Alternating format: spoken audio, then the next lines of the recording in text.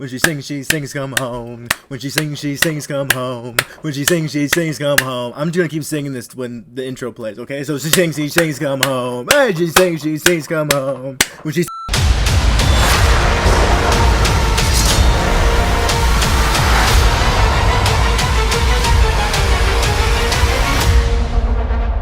Greetings, whoever this may concern. Christian Aguilar here, back with another series review. Well, I should say episode review, because I'm basically doing this by episode now. So yeah, an episode review of Loki, episode 3. I should stop saying episode.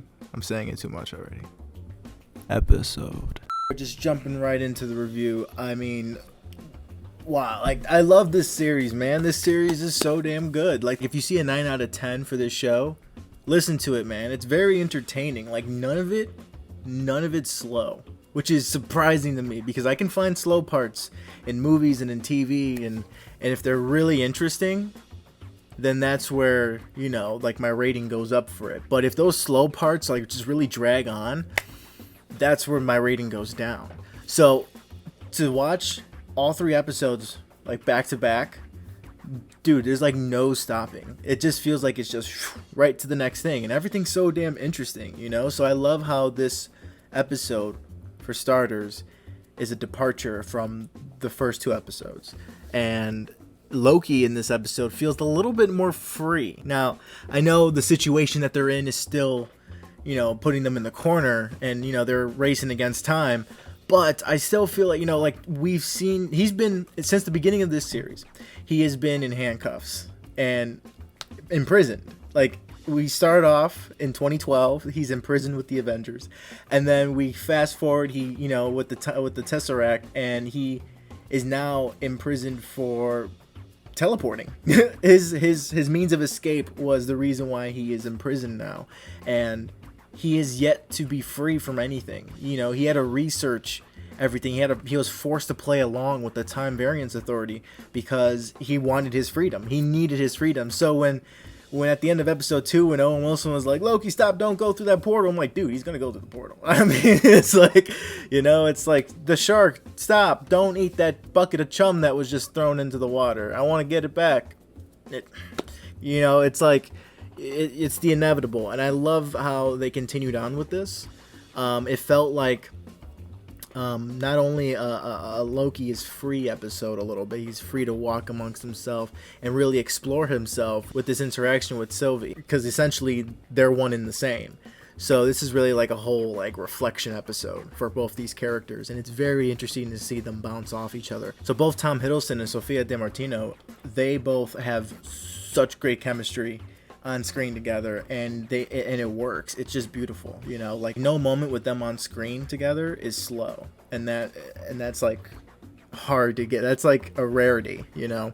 And Marvel is just a masterclass at it. I think they have a great casting director, you know, or a casting directing team that picks and chooses all these cast members, because they just keep knocking it out of the park with some of these dynamic duos like Bucky and Falcon, you know. So yeah, I really like their chemistry, and I love how they reveal stuff about each other. This is more like, you know, a reflection. That's also a type of a reveal episode, you know, to give us a lot more tidbits and information about each of the characters. And I love the conversation scene with them sitting down in the train, and Loki has that beautiful moment discussing about his mom, the Queen of Asgard, and how she would, like, use magic to entertain him when he was younger by specifically using the fireworks.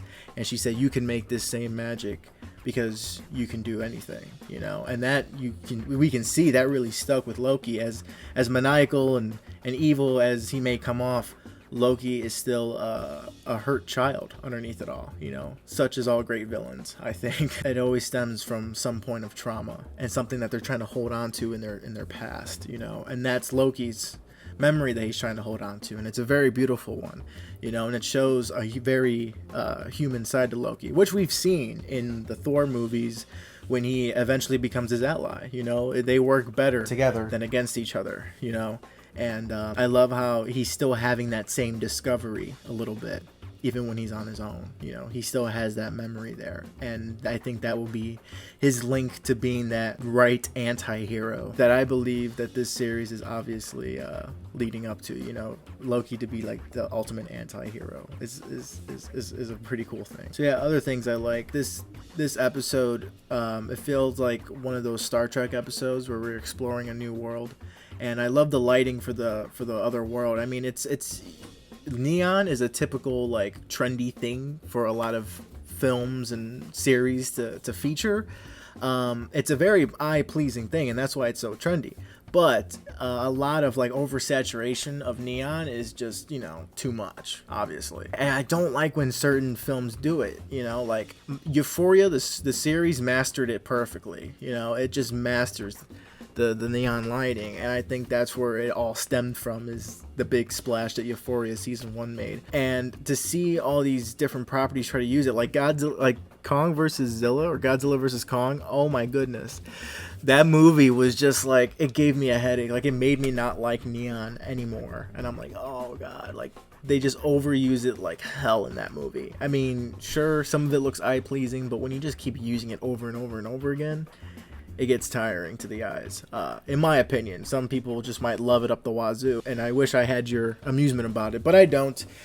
Too much neon is too much of anything, I think, is bad. But the use of the lighting in this episode is really cool, because the choice of using purple, I like it, because when I sit there and think about it when I was watching it, I'm like, oh, purple is not really a common color we see in our everyday life. Like going a walk around your block, I don't think you'll probably come across that much purple, compared to like reds, blues, and greens. Those are like yellows. Those are colors we mostly see every day. So the use of purple, saying like, hey, this is like really signifying that this world is very alien, and gives it that whole otherworldly atmosphere is pretty cool. I like the use of the lighting. Of course, when Loki uses his powers, like when he teleports or when he transforms into something else, when he shapeshifts into something, I love the green. The green really stands out against the purple background. Like his green in particular, for some, it's just like, it has like that ghostly ectoplasm green to it, like it just glows and radiates against the background when he's fighting in the other planet. In some fight scenes towards the end, we get to see him use his powers to like push people away and shit. Like, it's pretty cool to see his powers highlight that distinctly, and it's pretty cool to see in action. So right now, I mean, before I even rant on about anything else I like, I'm gonna give it a rating because it's pretty obvious that I really like this episode. I think this episode might be my favorite out of the 3 currently. But my rating for it is I don't want to keep looking like I'm just generous with my rating, but I'm really enjoying Loki, and I have to give it a whole Skarsgård family reunion, man. 5 out of 5, man. 5 out of 5. It is a really good show. This episode's a really good episode. It's one of my favorites. Yeah, I just really like this because it reveals things very subtly and very nicely. Like Loki coming out as bisexual. Well, not really coming out, but like it's being like stapled as canon to the audience. I thought it was played off very classy, very well. It's in the train car scene, so like after the touching story of the mother, they try to jump different topics and stuff. So they brought it up pretty well. Like Loki asked Sylvie if she had someone at the end of her journey. So yeah, I felt that it was very nicely touched upon in this conversation, and I had to mention that because the internet made such like a big deal about it. Like headline wise, not like people in the comments, but like headline wise, they're like, oh, Loki comes out as bisexual, revealed as bisexual. And I'm like, okay, I hope they don't make a big of a deal in the series that they're doing in the headlines. I just hope it doesn't reflect, because sometimes it does, and I'm so glad it didn't, because it's just slipped in there so nicely, and it's at a very like touching moment in the episode. I think they're both becoming vulnerable to each other. They're both revealing stuff about each other, and in return they're learning about themselves. Also, I love the beginning, how it starts with an illusion on Lady Loki's side, Sylvie. I love how she had that time hunter under the illusion, and she had to pick a memory from like hundreds of years ago, according to them, right? It's because she was once human. And so that whole reveal later in the episode that, oh, the timekeepers didn't create the TVA employees, that they were once human, that reveal to Loki, it just ties it in really perfectly. I think a lot of stuff that you see in the beginning of this episode ties in perfectly at the end, which it should, and I think that's proper formatting for this. And plus, the woman that they come across in her home with the gun, that she just blasts them away because she doesn't want any intruders. At first, I was like, what is the purpose of that scene? Like, why couldn't Sylvie figure out the arc? You know, the train that's evacuating. Why can't she find that out another way? I feel like Sylvie would have known about that train leaving because she knows about all the apocalypses, because she's been traveling to them and hiding in them. So why wouldn't she know about the train? I don't know. Maybe she just uses the device, and so she was always relying on that, so she never really explored there, and so she never found out about the train. But I felt like that was a slow part. But then when I rewatched it, I'm like, okay, it makes sense, because that's how they brought up the idea of love, you know, which links back to the reveal that Loki's bisexual. I love that link, because he asks her, oh, don't you think it's tragic that she decided to stay behind and not get on the train and decides to die with the planet? And she says, well, she was in love and stuff like that. So that brought up the topic of love, and I thought that was really nice, because there's a rhyme and reason for everything. That's why I don't like when there's just like some random thing thrown in there for no reason, you know, in any movie or TV show, and I'm like, what the hell was that about? You know, when you start thinking back and you're like, well, I guess I can give it another watch. You give it another watch and you're still like, well, I still don't understand what the fuck that was, you know. That's when things are like, okay, what are you doing here? But when I thought the woman defending her house was meaningless, it ended up paying off in the long run. But yeah, getting back to the beginning, I love how she was tricking the time hunter, the TVA employee. She was tricking her to give up the location of the timekeepers and how many people were guarding the timekeepers and this and that. And the way she was doing that is by giving her a false memory of like a long time friendship that they had with each other, you know. I thought that was really awesome to see, you know, to see Sylvie's trickster side, because she is one and the same with Loki. And I love how she mentions how brain freeze freezes the memory in time. And I thought that was an awesome way for her to attempt to extract information from someone's head. So I thought that was really cool. And then, of course, in the beginning of the episode, seeing Loki whip out the double daggers again is just so cool, because that's like one of his iconic weapons, if not the staff.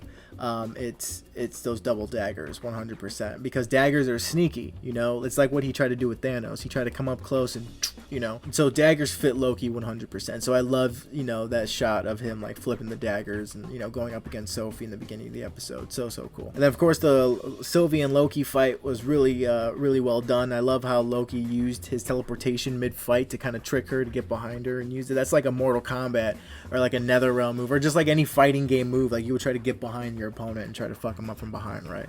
So I love how they incorporated that into the fighting. They incorporated some little trickery in the fighting, and I love to see that, and I hope that continues in future episodes. And of course, I love the broken horn on Sylvie's headpiece. Very comic accurate to Lady Loki. And also the train, the whole idea of like a train leaving in like a apocalyptic setting reminds me a lot of Snowpiercer. So I feel like that was maybe possibly like a little nod to this episode, like a little probably inspiration for this episode. Could be. That's just one of my guesses, one of my theories. But I love that. It just reminded me of Snowpiercer a little bit. And of course, the most lovely and beautiful part of this, probably my personal favorite, because it just came out of nowhere and I love it. It was hilarious, and then it got real serious and beautiful. Like I was like, holy crap, this is a great performance. Loki singing, man. I saw the meme. That was like my first spoiler for this episode. I saw the meme like, oh, these are things I didn't know I needed in my life, you know, and then it showed this, and then Loki singing. I'm like, what the fuck? And then, you know, then that's when I decided to watch the episode, you know, so I'm like, okay, I want to see what it is. So I was watching it, and then when I got to that part, I was just like pleasantly surprised, because it just came out of nowhere. It was funny, and it created like great moments of like awkwardness and a moment of silence, and then it just breaks it with the continuous singing. Oh goodness, that was really hilarious. I really loved that part. And of course, Loki singing in Asgardian is like probably like, it's just beauty, man. I would have that shit as my ringtone, man. That's beauty. That's just beauty right there. That performance kind of left me speechless, I'm not gonna lie. So yeah, the last thing, you know, that whole, going back to that whole revelation of the TVA workers being once human and rather than being created by the timekeepers, I think probably a lot of people already have this theory, but I think Owen Wilson might be the villain of this series, possibly, because Owen Wilson was the one that told Loki that, you know, the lie, or what he believes is, right? Owen Wilson could just very much be a victim like the rest, but I think he might be the main villain. He might come around and be like, yeah, I know that the entire time, Loki, haha, you know, try to flip the table on him, you know, some way, somehow. Because Owen Wilson, man, he's just like, he comes off as like a cool, nice dude, you know, even if he's playing like, I can't really remember a movie where he played a jackass, like a true villain, you know, like an evil villain. So it would be cool to see the tables turn on the audience and think, you know, Owen Wilson's an ally, then boom, he's the villain. You know, I want to see that, and I think that's where this is possibly might be going. And of course, for those Mephisto fans, both names start with M. Mephisto and Mobius could be one and the same. No, I'm kidding. I never believed in the Mephisto stuff. But anyway, that is it for today. I really loved this episode, as you can see, because I just listed all the things I liked. There was really no negative part about this episode. Maybe a little nitpick on the effects, the green screen. Some of the green screen, you know, kind of like stood out just a little bit. Like they stood out more than the background, and it just kind of like it was kind of obvious a little bit. But that could just be me coming from a filmmaking eye, because I'm really into the whole filmmaking process, and so seeing a lot of behind the scenes and how all of it's done, I can see where everything's like kind of like maybe cut in or like pasted in or done in post, or it's green screen. So but that's just a little nitpick. I mean, that's like, it wasn't overbearingly bad, like it didn't stand out, it didn't take me out of it. It was just something I noticed a little bit after. But yeah, other than that, I mean, the show right now is really good. Again, it tops WandaVision and Falcons. So if you have not seen it and you're watching my video, I appreciate it. Go and watch it. Enjoy for yourself. I know I probably spoiled a lot, but it's well worth the journey. So yes, that is it for today. Thank you so much for reaching to the end of this video. It always means a lot to me. I hope you guys are well out there. Like, share, subscribe. Please support if you do enjoy and if you do listen to the end. So yeah, with that being said, I'll see you guys in the next one. Take care.